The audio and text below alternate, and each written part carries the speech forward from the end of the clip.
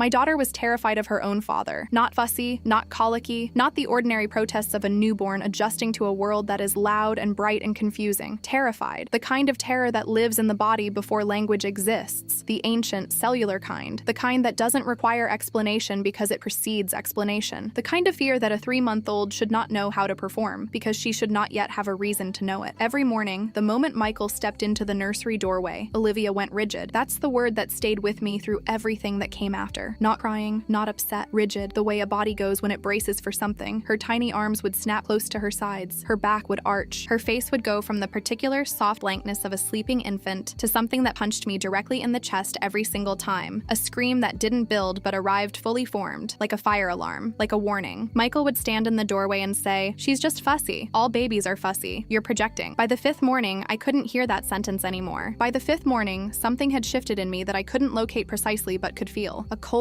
quiet thing settling in my chest like a stone in water, sinking slowly, still, inevitable. I need to tell you who I was before I tell you what happened, because the two things are connected in a way I didn't understand until much later. My name is Emily Carver. I was 31 years old when Olivia was born. I had been married to Michael for 4 years. 4 years that I had characterized to myself and to everyone who asked as good, which I understood later was not the same as happy, but which I had not examined closely enough at the time to notice the difference. Michael Carver is charming in the specific way of people who have learned charm as a tool. He is handsome, professionally successful, regional VP for a logistics firm, good salary, good title, the kind of resume that makes parents relax when you bring someone home. He is funny in groups and attentive in the early stages of things, and very, very good at explaining why whatever just happened was your misunderstanding. I had spent 4 years being told I misunderstood things. I had started to believe it. The pregnancy was something we had both said we wanted, though I understood later that wanted meant different things to each of us. To me, it meant a child, a family, the continuation of something. To Michael, I think now it meant an audience, a permanent, captive, entirely dependent audience. His mother, Margaret, came to stay when Olivia was 3 weeks old. Margaret is 64, a retired school librarian from Western Pennsylvania, with the particular quality of warmth that some people carry their entire lives without effort, the kind that makes children climb into her lap and dogs follow her down sidewalks. She had driven 8 hours the day after we came home from the hospital. She had stayed quietly and helpfully for 10 weeks. I should have noticed earlier that Margaret never left Olivia alone with Michael if she could help it. I should have noticed that Margaret was always just nearby when he was in the nursery, always finding a reason to come in, always volunteering to take the baby before he asked. I should have noticed that her spine went straight as a rod whenever she heard the front door. I didn't notice, or I noticed and didn't let myself understand what I was seeing, which is a different thing. The first morning I understood that something was wrong. Olivia was 7 weeks old. Michael came into the nursery at 6:15 a.m. while I was nursing, which he sometimes did, stood in the doorway in his work clothes and looked at us with an expression that I had always read as affection, and that I now understood, with the clarity of hindsight, was something else. Assessment, maybe. Ownership. The look of someone confirming that their property is where they left it. He reached for her when she finished nursing, which was normal. We had a morning handoff routine. He'd hold her while I showered. Standard new parent logistics. Olivia's face changed when he reached for her. It wasn't a cry yet. It was a pre-cry face, the kind that builds for a second before it arrives. And I looked at her face and thought, she doesn't want him to take her. Then I thought, that's insane. She's 7 weeks old. She doesn't want or not want anything yet. You're projecting. Michael took her. She escalated from pre-cry to cry. He said, she's just hungry. She always cries. You need to sleep more. You're too anxious and she picks it up from you. I went and showered. I told myself I was projecting. The second morning it happened. She was 8 weeks old. The third morning, 9 weeks. By the fourth morning, I had begun doing something I didn't admit to myself I was doing. I was watching. Not performing the watching, not making it obvious, just tracking. The specific quality of Olivia's cry when Michael held her versus when anyone else held her. The way her body moved when he picked her up versus when I did, versus when Margaret did. The cry for me, the ordinary cry of a baby wanting something. Fed, changed, held, a communication. The cry for Margaret, almost never. She had a gift with Olivia that I had assumed was grandmother's instinct, the settled confidence of someone who had raised a child before and didn't carry the performance anxiety of new parenthood. The cry for Michael, different. I knew it was different. I could hear the difference the way you can hear the difference between a phone ringing and a fire alarm. Both are noise, both are loud. But the body responds to them differently because the body knows things the mind hasn't processed yet. By the fifth morning, I stopped telling myself I was projecting. By the fifth morning, Olivia's reaction to her father had a name in my head even though I couldn't say it out loud yet. Terror. The 9-week checkup was on a Tuesday. Our pediatrician, Dr. James Okafor, 14 years of practice, the kind of doctor who treats children with the full seriousness they deserve and explains everything to parents without condescension, had been Olivia's doctor since birth. He had delivered the standard early checkup reassurances with genuine warmth, good weight gain, healthy reflexes, tracking well, no concerns. Then he asked Michael to hold her for the physical exam. Olivia's body went rigid, not crying immediately, something that preceded crying. The full body lock, the arch, the breath held before the scream, and then the gasping, and the red face and the shaking and the sounds that I had been hearing every morning for 2 weeks and telling myself were normal. Dr. Okafor watched. His expression didn't change exactly, but something shifted in his attention, a focusing, a precision. A male nurse named David came in to assist. Olivia went completely still, not calm, still. There is a difference. Still is what happens when the nervous system overloads and the body runs out of responses. Shallow breathing, locked limbs, eyes unfocused. Dr. Okafor's hands paused. He looked at Olivia. He looked at Michael. He looked at the nurse. He looked at me. Then Margaret came in from the waiting room. She had been with us all morning and went to Olivia instinctively, and Olivia melted. Shoulders dropped, face softened, the smallest possible half smile. 3 months old, like someone had turned off a current. Dr. Okafor said, "Emily, can you come with me for a moment?" Michael started to stand. "Just Emily," Dr. Okafor said. His voice was even and professional and entirely without room for negotiation. The private room was small and had 2 chairs and an anatomical poster on the wall. Dr. Okafor closed the door. He sat across from me and leaned forward slightly, elbows on knees, the posture of someone who is about to say something that requires you to have his full attention. He said, "I need to describe what I observed today, and I need you to hear me clearly." Olivia showed a specific fear response when Michael attempted to hold her, the rigid posture, the escalation, the gasp. When the male nurse entered, she shifted into what we'd call a freeze response, which is a more advanced stress reaction. When your mother-in-law took her, she displayed complete and immediate de-escalation. He paused. This pattern, fear response towards specific individuals, particularly in an infant this young, doesn't always indicate obvious harm, but it indicates something that has conditioned her to associate specific people with danger. He looked at me steadily. "Emily, I need you to set up cameras in your home, in the areas where Michael spends time with Olivia unsupervised. I need you to do this before another night passes." The floor did not disappear. It did something more gradual and more permanent. It shifted slightly beneath my feet, in the way of something that will never be completely level again. "If the footage shows nothing," he continued, "we will revisit the question and explore other causes. But I have been a pediatrician for 14 years, and what I observed today requires investigation before I can allow another week to pass without it." He wrote 2 names on a card and slid it across to me. Dr. Priya Nair. She's a child welfare specialist with 11 years of experience, and she has worked with our practice before. And Donna Hargrove. She's a family court attorney, 15 years, the best I know for emergency protective orders if it comes to that. He paused. "I hope it doesn't come to that, but I need you to have her number." I looked at the card. I thought about Michael in the nursery doorway every morning for 2 weeks. The rigidity, the scream. I thought about Margaret's spine going straight whenever she heard the front door. I put the card in my pocket. I walked back into the exam room, and I watched Michael hold Olivia for the rest of the appointment, performing ease, performing warmth the way he performed everything. And I smiled at appropriate moments and asked appropriate questions and drove us all home in a car where Michael talked about traffic and Olivia slept in her car seat. And I looked at the road and felt the stone in my chest sit perfectly still. I waited for the shower. I know how that sounds. I know it sounds like a small thing, waiting for a shower, but in the arithmetic of a marriage like mine, small things accumulate their own gravity. I had learned over 4 years to wait for windows, the shower, the grocery run, the work call that went long, because windows were when I could do things that were only mine. I heard the water run at 9:12 p.m. I had already opened Amazon on my phone. 3 Wisecam V3 cameras, $42 each. Next day delivery on 2 of them. Same day on the 3rd if I paid the fee. I paid the fee. I sat with my back against the nursery wall while Olivia slept in her crib, and I set up the accounts and configured the cloud storage and chose the motion alert settings with hands that would not entirely stop shaking. I am not a technology person by temperament. I am a middle school English teacher. I deal in sentences and books and the specific challenge of getting a 12-year-old to care about a paragraph. And the setup took longer than it should have because my hands kept shaking, and I had to retype my password 3 times. The shower ran for 11 minutes. I was done in 9. I mounted the cameras the next morning while Michael was at work. One in the living room aimed at the primary seating area, one in the dining room, one in the hallway at an angle that captured the nursery doorway and the approach to it. I told Margaret what I was doing. She didn't ask why. She nodded once, with the expression of a woman who has been waiting for something to happen, and went back to Olivia. The footage was waiting for me at 12:47 p.m. I'm in a private meeting room at my school during my lunch period. I want to be precise about what I saw and what I didn't see, because the story that matters is the one that is true. The morning was normal. Margaret feeding Olivia in the kitchen at 8:30. Margaret on the living room floor with Olivia on the activity mat at 10:15. The baby tracking the hanging toys, kicking, the ordinary beautiful mechanics of a 3-month-old discovering her own hands. Margaret singing something quiet while she rocked her at 11:40. At 12:53 p.m., the front door opened. Michael had told me at breakfast that he had back-to-back client meetings until 4 highs. He had been specific. He was always specific about his schedule, which I had always attributed to consideration, and which I understood differently now. He was home before 1 p.m. He stood in the entry for a moment. He looked toward the kitchen. He looked toward the living room. He looked in a way that I had seen before and not named. The sweep of someone checking sightlines, confirming positions. Margaret's back straightened. Even on the small small phone screen in the 1080p resolution of a $42 camera. I could see it. The slight, involuntary adjustment of someone who has been surprised by a presence they have learned to brace for. Michael smiled at her. His eyes were flat. He reached for Olivia. Margaret hesitated, a fraction of a second. The hesitation of someone calculating whether they could justify not handing her over, and then passed her to him. Michael's face changed. I pressed my face closer to the screen. I want to be careful here, because the instinct is to describe what I saw in the most devastating terms, and I want to resist that, because the devastating terms are not what made it real. What made it real was the subtlety. What made it real was that nothing he did was large enough, visible enough, or obvious enough to point to and say, there, that exact thing. What I saw was this. The moment Margaret looked away, Michael's posture changed. The performance warmth left his face the way water drains, quickly, completely, without residue. He held Olivia against his chest at an angle that was technically correct and was wrong in a way I couldn't fully articulate, the way something can be technically correct and wrong. He said something close to her face, his lips moving, just a few words, too quiet for the camera's audio to capture. His free hand moved to cover her face briefly and then moved away. Olivia went rigid. He bounced her once, one sharp, hard movement, and made a sound against her ear that the camera picked up as a shh, the kind that is too close and too sharp to be a comfort. Then Margaret turned around. Michael's smile came back. She's just fussy, he said lightly. You can take her. Margaret took her. Olivia melted. I sat in the meeting room with my lunch going cold on the table beside me, and I watched this 30-second sequence 4 times before I could move. I called Dr. Okafor from my car at 1:04 p.m. He answered personally. He had left a note with his nurse to transfer my call directly if I rang. I described what I had seen in the flat, precise way I describe things to my students when I need them to understand something exactly. What happened in sequence, without interpretation, layered on top. What Michael's face looked like, what his hands did, what Olivia did, what happened when Margaret looked away versus when she was watching. Dr. Sayaj. Okafor did not say I'm sure it's nothing, or let's wait and see. I'm going to connect you to Dr. Nair directly, he said. I'll call ahead. Can you forward the footage to my office email before 4 o'clock? I can forward it in 10 minutes. Do that first, then call Dr. Nair. I forwarded the footage to Dr. Okafor's office, then to Donna Hargrove, the family court attorney, whose name was on the card in my pocket. Then, and this was the part I sat with the longest before doing it, to Margaret. My phone rang 11 minutes after I sent it to her. She was crying. Not the performative crying of someone managing a situation, the raw, ugly crying of someone who has been holding something in a long time and has finally run out of the ability to hold it. I didn't know for certain, she said. I swear to you I didn't know for certain, but I was afraid. I've been afraid and I didn't know what I was seeing, and I thought I was imagining Margaret. My voice came out steadier than I expected. I need you to tell Dr. Nair everything you've seen, every incident you noticed, everything you were afraid of. Today, if possible. Yes, she said. Yes, I will. I will tell them everything. I know you were protecting her, I said. You were there every day protecting her. She made a sound I couldn't interpret. She's safe, I said. We're going to keep her safe. Dr. Priya Nair had 11 years as a child welfare specialist, split between clinical work and consulting for family court. She met with me at 3:30 p.m. in her office, which was designed with the deliberate calm of a space used to helping people say difficult things. Good lighting, plants, a box of tissues on the table that I noted and hoped not to need. She reviewed the footage. She reviewed it twice with the focused attention of someone cataloging specific behaviors against a professional framework. She asked me questions in a careful sequence that I understood, from the structure of them, was building a documented record. What you've captured on the footage, she said when she was done, is consistent with a pattern of what we term intimidation behavior. Actions designed to cause distress in a dependent, conducted strategically when supervision is absent. The fact that the behavior stops the moment your mother-in-law's attention returns is significant. It indicates awareness that the behavior is not acceptable, which indicates intent. She looked at me steadily. I want to be honest with you. This footage alone does not prove a criminal act. What it does is establish a documented pattern that supports an emergency motion for a temporary protective order. It also establishes grounds for a full welfare evaluation. She paused. My recommendation is to proceed on both tracks simultaneously. Donna Hargrove, by phone at 4:45 p.m., said the same thing more directly. This footage, plus the pediatrician's documented observations from the 9-week exam, plus the mother-in-law's testimony, gives us strong grounds for an emergency TPO. We can have it in front of a judge by end of business today if we move now. Move now, I said. Emily? Her voice was direct and not unkind. Is there anywhere you can be tonight that isn't your house? A friend? Your parents? I want to be at my house, I said, with Olivia. A brief pause. Then you'll have a family court officer with you when Michael gets home. I'll arrange it. Do not tell Michael anything before he arrives. I won't, I said. I picked up Olivia from Margaret at 5:15 p.m. Margaret had spent the afternoon with Dr. Nair providing a formal statement of everything she had observed over 10 weeks in that house, the incidents she had witnessed, the feelings she had suppressed, the spine that went straight every time she heard the front door. She handed me Olivia with both hands, deliberately, and held my gaze for a moment. I should have said something sooner, she said. You stayed, I said. Every day you stayed. She nodded. Her eyes were red and dry now, past the stage of crying. I took Olivia home. I stood in the kitchen while she slept against my shoulder, and I looked at the house around me. The house I had chosen with Michael, the countertops I had picked, the paint color on the walls that I had stood in a hardware store for 40 minutes to select. And I felt, surprisingly, not grief. Not yet. Grief was coming, and I knew it, and I was prepared to let it come in its own time. What I felt in that moment was done. Completely, quietly, irrevocably done. At 6:02 p.m., a family court officer named James Rowe arrived at my door. He was 50s, methodical, with the calm of someone who has done this many times and understands what is required. Ma'am, he showed his identification. I have a temporary protective order issued by Judge Renata Holloway about 40 minutes ago. I'll be present when your husband returns. You don't need to say anything you don't want to say. I know what I want to say, I said. We waited. Michael's car pulled into the driveway at 6:34 p.m. He came through the front door with his jacket over his arm, the easy, unguarded entrance of a man who does not expect anything to have changed, and he stopped when he saw James Rowe standing in his living room. His eyes went to me, to Olivia on my hip, to Margaret seated at the kitchen table, not looking at her son. Something moved across his face, the smooth surface disrupted, the performed ease he carried everywhere finally showing what was underneath it. Panic. Emily, he started. She's 3 months old, I said. Just that. Quietly. And she was already afraid of you. I stepped back inside and closed the door between us. The temporary protective order was in effect for 14 days while the full welfare evaluation was conducted. Dr. Nair's evaluation took 3 weeks. Interviews, documentation review, observation sessions. At the end of it, she produced a 12-page report that used careful, clinical language to describe what the footage showed and what Margaret's testimony corroborated. The language was careful and clinical because careful and clinical is what holds up. The conclusions were not. The report went to family court. It went to Child Protective Services. It went to Donna Hargrove's file as Exhibit A, alongside the camera footage and Dr. Okafor's documented observations from the 9-week exam. Michael retained an attorney who argued that the footage was ambiguous, that infant fear responses are non-specific and unreliable as evidence, that Margaret's testimony was the product of a difficult relationship with her son and should be weighted accordingly. Judge Renata Holloway, 22 years on the family court bench, reviewed Dr. Nair's report, reviewed the footage, reviewed Dr. Okafor's notes, heard Margaret's testimony, which was quiet and precise and did not waver. She granted sole custody to me pending a full hearing. She granted supervised visitation only, with a professional monitor present. She ordered a psychological evaluation of Michael before any custody arrangement could be revisited. Michael's attorney said he would appeal. Donna Hargrove said, "Let him. I want to tell you about one moment that I have returned to many times since. It was 3 days after the protective order was served. I was at my parents' house with Olivia. I had stayed there for the first week while Donna advised me on the house situation, and my mother was holding Olivia in the living room while I sat in the kitchen trying to eat something. My mother came in and said, "Come look." Olivia was on her activity mat in the middle of the living room floor. Her father was in another state, separated from her by a court order and 200 miles. The house was quiet. She was laughing. Not the reflexive smile of a newborn, the genuine, surprised, discovering laugh of a 3-month-old who has just found out that the world contains something hilarious, which turned out to be her own hand when it crossed her line of vision. She laughed at her hand and then looked around the room like she wanted to share the news, and my mother laughed back at her, and Olivia laughed again. She was not rigid. She was not screaming. She was not frozen and still and shallow breathing in the arms of someone her body had decided to be afraid of. She was just a baby, laughing at her own hand. I sat on the floor next to her activity mat, and I cried for the first time since all of it started. The real crying, not the managed kind, not the crying you do in controlled installments to keep yourself functional. I cried until I was done, and then I looked at my daughter still kicking and laughing on her mat, entirely untroubled by my face. She reached for my finger when I offered it. I am writing this 14 months later. Olivia is 17 months old. She walks now. The particular bold front-weighted walk of a toddler who has only recently discovered that legs are capable of this and has fully committed to the project. She has 8 teeth and a strong opinion about bananas and a laugh that is unreasonable in its volume for someone her size. She is, in every measurable way, thriving. The custody arrangement is in place. Michael has supervised visits twice monthly with a professional monitor present, contingent on continued compliance with the psychological evaluation requirements. His attorney's appeal was denied. He has not attempted to violate the terms of the order, which Donna says is more than she expected and less than she requires to feel reassured. I do not feel reassured. I don't think I will for a long time. That is what I have been told to expect by Dr. Sylvia Park, a trauma-informed therapist I started seeing 4 months ago, and I am trying to let it be accurate rather than fighting it. Margaret comes every other Sunday. She and Olivia have their own language at this point, the particular communication that develops between a grandmother and a grandchild who have had time and will and the absence of threat. She sits on the floor and builds towers for Olivia to knock down, and they do this for as long as Olivia is interested, which is always longer than you'd expect. Margaret told me something at dinner 2 months ago. She said, "I saw things I didn't let myself name. For 10 weeks I saw things and I told myself I was imagining it. I told myself I was a bad mother for thinking it. And then you sent me that video and I understood I wasn't imagining it. I was just hoping I was." She looked at her granddaughter across the dinner dinner table, dropping pasta pieces off her tray one by one and watching them fall with the scientific interest of someone running an important experiment. "She doesn't freeze anymore," Margaret said. She said it quietly. She didn't say it like it was a relief, though it was. She said it like it was a fact